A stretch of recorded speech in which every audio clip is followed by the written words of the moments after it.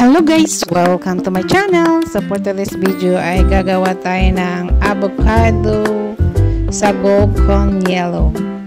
So meron tayong isang avocado dito. So i-slice natin into small cubes.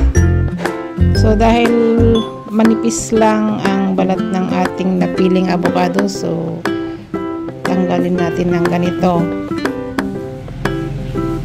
Ayaw kasi mapilas, sobrang nipis siya.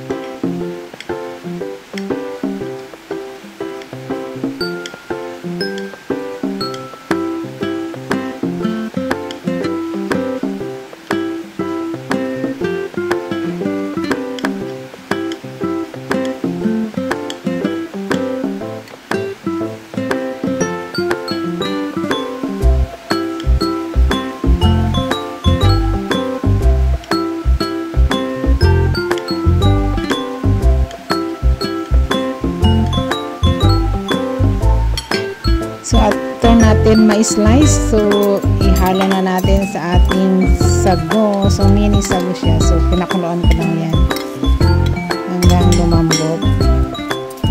And then lalagyan natin ng kondensada. Ayan.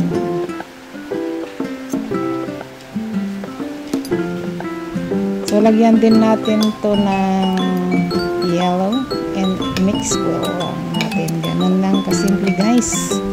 So masarap pag may yellow kasi malamig.